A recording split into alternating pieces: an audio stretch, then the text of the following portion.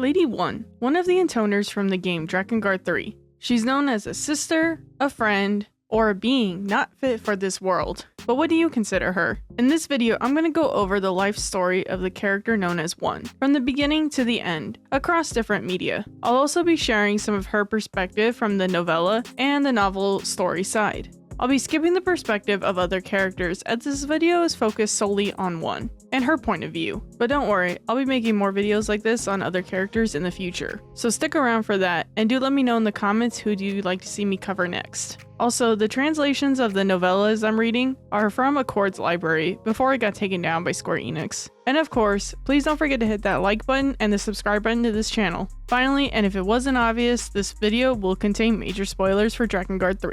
In the Zero novella, A Reign to End and a Flower to Begin, Zero learns the truth about the flower. She had attempted suicide, not just to end her own life, but to destroy the flower as well. Sensing this, the flower created 5 young intoners, copies of Zero. Each one received a fragment of her power. They also inherited false memories that the flower created, and each one reflects a different aspect of Zero's personality. Physically, they were modeled after women Zero had encountered throughout her life. Zero set out to kill them immediately while they were still young and vulnerable, but one of them stood in defense of her sister, shouting, "No, you traitor," and managed to get them to safety. Still recovering from her suicide attempt, Zero was too weak to pursue them. Next, we move into Drag on Dragoon's manga called Utahime 5, translated as Drakengard 5 Intoners. It's a short manga, only 3 volumes long, and it takes place shortly after the Intoners were created. In this story, the Intoners travel the world as sort of a superhero group. They want to save the world from the lords of the land.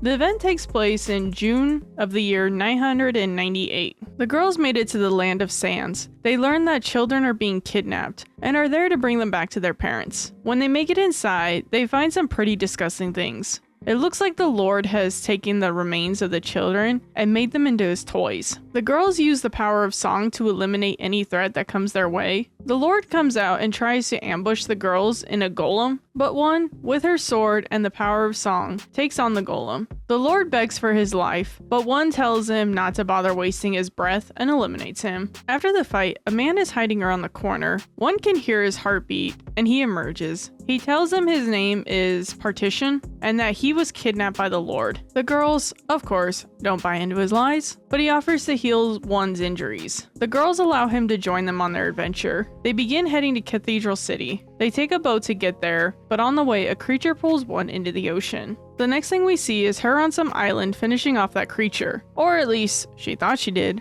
Right before the Kraken attacks her, a dragon stomps on the creature. The dragon apparently sensed 1 and noticed she was not human. 1 explains that she is an intoner, but the dragon has no idea what an intoner is. 1 explains that intoners are here to protect the world and bring peace and harmony. The dragon then explains that she came across another monster who had a presence similar to 1's, and this monster did not seem like she was protecting the world. 1 tells her the monster the dragon encountered was her older sister, the traitor Zero. The dragon points out that in 1's current state, she wouldn't be able to defeat Zero, but 1 says she'll get stronger and protect the world with her sisters. Then a group of creatures comes and starts attacking the dragon. Of course, these pigs are no match for a dragon. Then a fairy and a mysterious man appear before the dragon and 1. The man's name is Baltes. They explain that they saw what 1 and the other intoners did in the Land of Sands. These 2 are not the friendliest people, and it turns out they killed a civilian to get the information about what the intoners did there. 1 doesn't take that well and begins to attack Baltes. He blocks her attack and knocks her down. 1 continues to try and fight him, but he knocks her unconscious.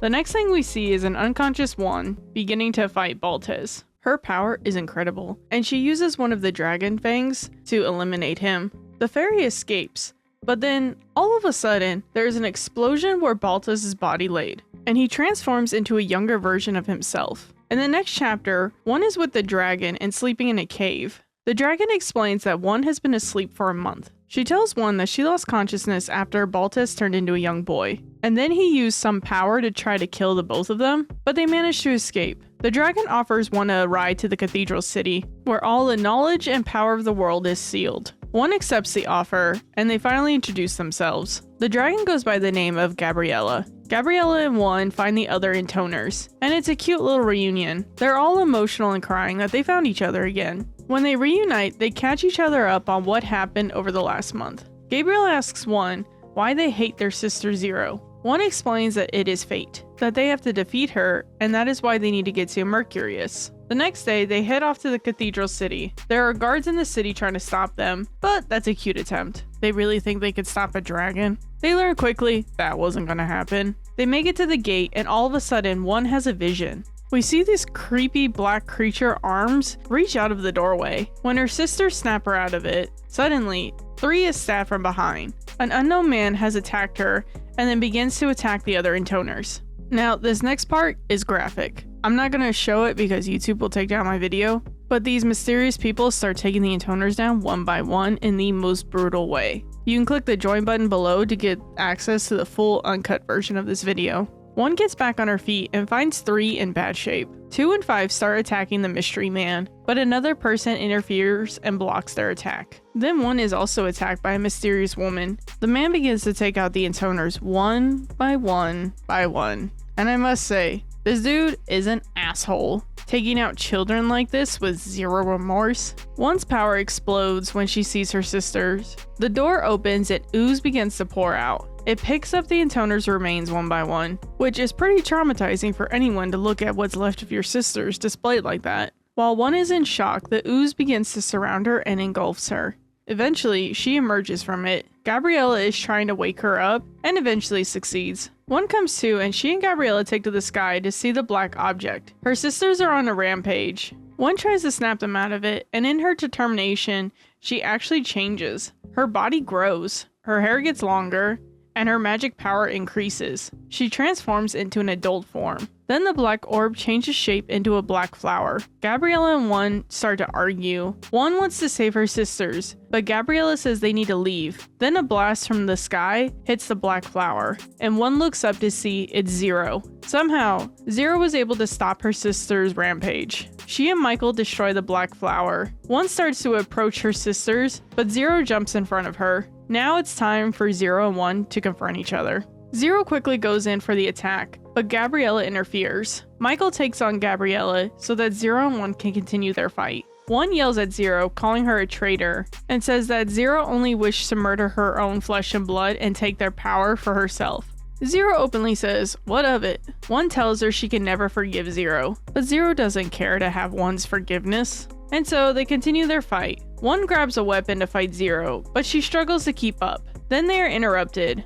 Boltez and the fairy show up again. Zero is annoyed and tries to cut Boltez down, but his body regenerates quickly, and he punches Zero, sending her flying and knocking her out. He sees One and tells her, "Thank you for helping him return to his old body." He no longer has a mission or a duty. Now, all he wants is to fight those with great strength. Gabriella joins the fight to stop him from unleashing his magic, but he knocks her out. Holy crap, he just punched a dragon and sent her flying. One is pissed, and they begin to fight, but just as it starts, Zero rejoins the battle and kicks him in the head.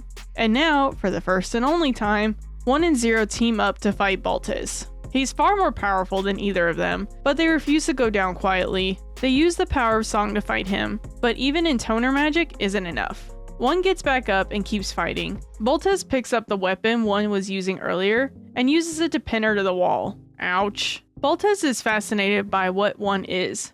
Every time she goes down, she comes back stronger. What is she, a Super Saiyan? Gabriella rejoins the fight, but Boltez makes quick work of her. He rips off her wing. God damn, dude. One can't free herself from the wall, but Gabriella explains that dragons can access great power only once in a lifetime. Gabriella's strength grows and does some serious damage to Boltez, and now he no longer holds back. Michael explains to One that Gabriella has used the dragon's last resort, and her essence will soon disappear. There's no coming back. Gabriella has reduced herself to a monster to protect One. One refuses to accept this and finally breaks free. She begs Gabriella to stop. Gabriella says one last goodbye, and that she and Boltez unleash one final attack. Gabriella is able to defeat him once and for all.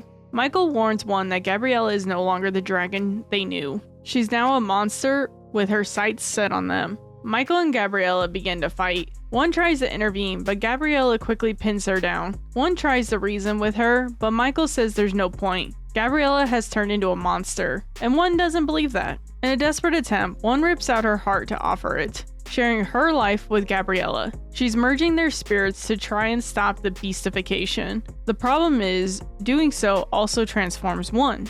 She begins to become a monster as well. The two of them start creating a vortex that draws in all surrounding magic. One then uses her body as collateral to restore Gabriella's true self, because Gabriella is her most precious friend. One wakes up to a familiar voice. It looks like she has reverted to a smaller child, but she's just glad to see her friend again. Then her sisters appear. They've awakened too, and they've all seemed to grown up more. After that, the intoners have defeated the lords of the land. Now, 4 out of the 5 intoners have disciples of their own, but one does not. Disciples help the intoners boost their power of song, and also, as one puts it, quell the desires they have. The desire for sex, honor, cruelty, and romance. They each have a lust after different things, but Wen didn't know what she desired. She felt a bit lonely. She was tired of fighting alone. On August 1st, One creates Brother One. It didn't feel right to One to use another human as a tool or a weapon. So her solution was to create a copy of herself. And since it was a copy of herself, no matter what happened, it would always forgive her. She used the cathedral's magic energy to infuse her copy with disciple-like powers. More than enough power to take on the lords of the lands. And now she had a partner. Brother One would stay closer and act as her shadow. Together, One and her brother began their mission to take out the cruel lords ruling over the land. Now, what stuck out to me in the DLC was this question that One raised. If murder is a sin, what about killing to save the life of someone else? This goes back to the interview about the game with Yoko Taro. He said, you don't have to be insane to kill someone, you just have to think you're right. 自分が正しいと思ってれば狂ってなくても人を殺せるっていうことをちょっとなんか世の中から感じたんですね。で、ニーヤの内容は人は自分が正しいと思ってれば相手を殺せるっていうそういう内容のゲームになってみんなは全員自分は正しいと思ってるそういう内容になってます。One has a strong sense of justice and wants to bring balance to the world. Gabriella shares with One information about a trial in the forest, said to dramatically strengthen both mind and body. The forest piques One's interest, and she visits it with her brother. There, they come across a fake Zero that they must fight. Brother One no longer seems to have any fear of Zero. They defeat the fake Zero, and that ends One's story from the DLC. One's novella is called Visitors. To sum it up, she summons her sisters back to the cathedral because Zero is on her way. It gives us more insight to how sensitive One's senses are. We saw a glimpse of this in the manga, when she was able to hear someone's heartbeat while they were hiding. She describes how food is something that's hard to eat, how she can hear her sisters arriving from the sound of their footsteps, and even how clothes on her body irritated her sense of touch.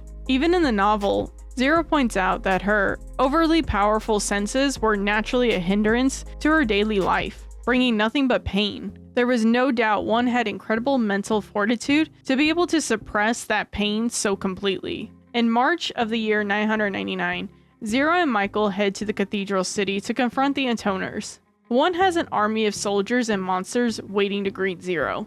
Zero makes it to the cathedral to confront One and the other intoners. 2, 3, 4, and 5 confront Zero and begin to fight her. Zero starts to take him down, and then One summons Gabriel. Zero points out that Gabriel is no longer a dragon, he's a monster. Now, there is a bit of a plot hole in this story. Actually, I'd say it's more of a gap. From the manga, we see that Gabriella used her final wish to become a monster in order to defeat Baltus, and that she and One formed a sort of a pact. Gabriella then returns to normal, and we see her again in the DLC, which takes place before the main story of the game. So when did Gabriella turn into Gabriel? I did find this text in the Accords library. One spoke a lot with her pack partner Gabriella. The dragon is kind of afraid of Michael. For this reason, she asks the intoner to transform her into a demon. The dragon becomes Gabriel. Although he possesses the mind of a primal beast, he retained his bond and loyalty to One. But there's no reference to where this information originally came from. So if you know, let me know in the comments. It seems like it's a safe conclusion that this is what happened. I also found this text in the novel story side. When Gabriella became an angel, One could use Gabriel, but not converse with him. He didn't know why Gabriella gave up her ego to become an angel. At the very least, One must not have wanted that. After Gabriella became Gabriel, One spoke much less.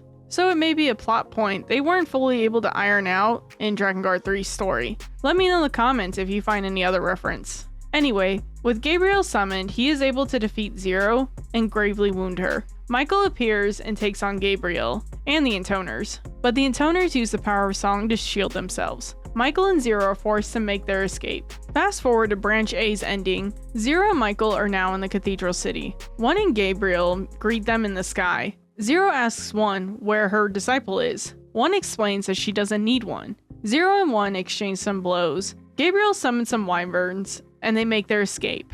For now. One waits for Zero in the cathedral. Zero asks One what is she reading, and she explains that it's the record of life in the Cathedral City. One wants to understand. This city is said to be the origin of all magic. She wants to know, where did this knowledge go? When did we lose it? And what happened to the people who once possessed it? She thought that if she studied it, she might be able to learn the purpose of the Intoners. They have a brief conversation about how none of this really matters. And then One summons Gabriel. Now One, Gabriel, Mikhail, and Zero begin to fight. Gabriel is too strong for Mikhail and Zero. He keeps knocking them down. Zero keeps trying to fight Gabriel on her own, and it's a cute attempt. Mikhail makes one last final attack and tries to take out One and Gabriel, but it's not enough. Gabriel and One get back up, and now they both fight Zero. Zero defeats them both and finishes off One. Now, as you may already know, Brother One sneaks up behind Zero and kills her. But I'm not going to go into that, because like I said, this video is about One. In Branch B, One, who usually remains in the Cathedral City, visits the Land of Forests. However, before she can even face Zero in battle, she is killed deep in the forest by Two. At the time of her death, One is impaled by a massive spear-like weapon, suggesting a high possibility that the weapon was made from a dragon's material, such as like a fang or a horn. Now in Branch C, we find ourselves back in the Cathedral City. When Zero enters the giant room to confront One, One explains, Intoners offer only pestilence to this world. Someday, they will be the disease that brings ruin to all human life. That's why you're trying to kill us. To save the world. And once you succeed in killing your sisters, you're going to finish the job.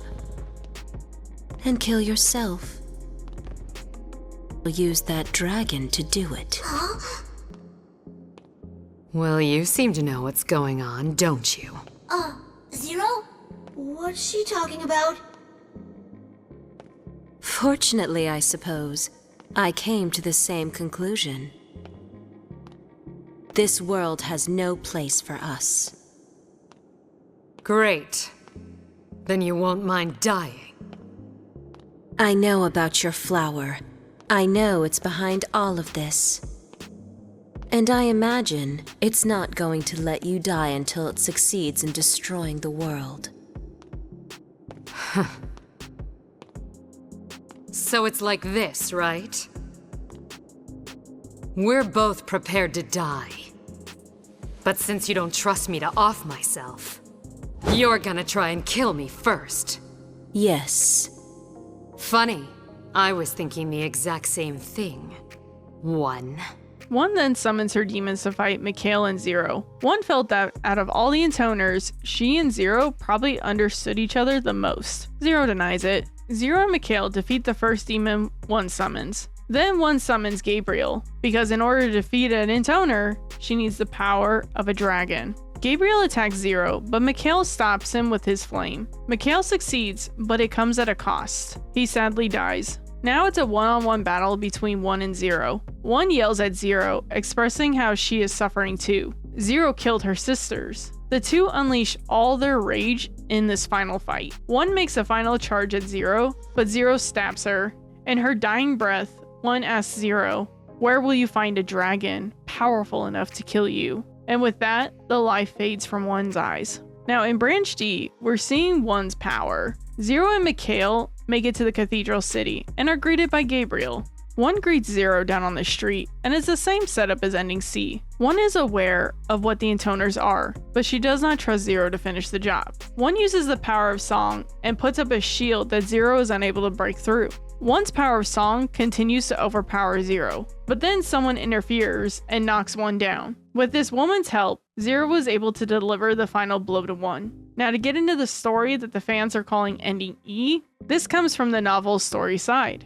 This is the only ending that actually ties directly into Drakengard 1. None of the game endings we just witnessed connect to it. Anyway, now that we got that little detail out of the way, on the day that Zero went to the cathedral city to fight her sisters, One had meticulously reinforced the city's defenses. She deployed a large number of weapons, monsters, troops to first separate Michael from Zero. Then One had her sisters attack Zero, and finally, she summoned Gabriel. Dragons are naturally enemies of the flower, but because Gabriel was magically enhanced, Zero wasn't going to be able to stop him that day. Fast forward, One and Brother One are on the way to the Land of Forest. It's just the two of them. One didn't bring anyone else because she's keeping her brother's existence a secret. Even her sisters didn't know he existed. Brother One is scared to travel through the forest, but One tells him there's nothing to worry about. She's looking for three. One had received reports of strange things happening in the forest. Monsters and beasts not native to the area had begun to appear. On top of that, people and fairies had started going missing. The reason One is involved now is because there was a rumor that someone had poisoned the forest. Even though it was just a rumor, the source was credible enough that she had to look into it. She didn't want the elves or anyone else to find out the culprit behind this was actually three. That three caused such a dire situation, it had been a mistake to leave the Land of Forest to her. One already knew of three's dangerous tendencies. There shouldn't have been many people in the Land of Forest, but even so, One didn't want to risk it. She felt responsible. Therefore, she had to pass judgment with her own hands. One noticed that the sky had turned yellow, proof they were approaching the source of the anomaly. With her superhuman hearing, she could tell there were no animals nearby. Brother One was worried, but One lied to him, saying it was normal for the sky to look like this time of year. They were getting closer to three. To get rid of the poison, I have to know about it. What kind is it? And how was it spread? Only the one that did it knows. When I catch three and make her cough up the details of the poison, then I must mete out punishment with my own hands. Punishment, such a simple word, isn't suiting. Kill my sister with my own hands. It was ironic. The reason she had fought her older sister Zero was because Zero had tried to kill her younger sisters, and now she was planning to do the same thing. No, this is different. Completely different. One tried to persuade herself, I'm different from Zero, trying to hog all the intoner power for herself. I even warned three over and over, but still, I couldn't stop her. Taking her life is the only way left to stop her. It's not in the slightest for my own benefit, unlike Zero. Suddenly, she had doubts. How can I be sure I'm really different from Zero? What if Zero was lying about her goals? What if she was acting not to take all the power for herself, but for another goal, one not entirely selfish? What if my original assumption was wrong? A stupid fantasy. Shake off the doubts. I should be thinking of three right now, not Zero, and the crisis in front of me. One and her brother came across a human woman and child. She noticed the rope wrapped around their arms. One realized three must have been doing human experiments for her dolls. Not long ago, one had told three to get rid of her dolls and had made her promise never to do it again. Clearly, that promise meant nothing to three. Before one could act, her brother started to complain that he was sick. She realized that while Brother One may be stronger than the average human, he was still not an intoner. The poison was affecting him. Her new priority became getting him and the two humans out. She summoned Gabriel and escaped the forest. One also needed to get back to the cathedral city to dispatch a rescue team for anyone still nearby. Protect the world, hunt down and pass judgment on my younger sister. Fight my traitorous older sister, not just those. I got word that Five was killed in the Land of Seas. I need to do something about this quickly as well. Speaking of, I haven't been able to get in touch with Four. Fast forward, One and her brother are now in Cathedral City. One says this is where it will end. Brother One questioned why she chose this place for their battle. One explains that she can use magic there to create a powerful barrier. Her plan is to trap Zero and then fight her. Zero had escaped a year ago after being mortally wounded. One wasn't going to make that mistake again. She also planned to poison the cathedral. The poison wouldn't kill an intoner, but if Zero kept inhaling it, her body wouldn't be able to move properly, and her senses would be impaired. The poison was also dangerous to dragons. Intoners might survive it, but not their companions. Brother 1 asks if the poison would affect her too. She planned to defeat Zero and Mikhail before that happened. Looking at her brother, 1 realized he understood. She didn't intend to survive this battle. The goal was a mutual destruction. Her plan wasn't perfect. Nothing in the world is. So she handed her brother a sword and said if she failed, he would need to kill Zero with it. The sword was made from Gabriella's fang. 1 wasn't hiding her presence. She was ready to end it. She rode on Gabriel's back to greet Zero and Mikhail. When they met, Zero asked her where her disciple was. 1 explained that she didn't need one.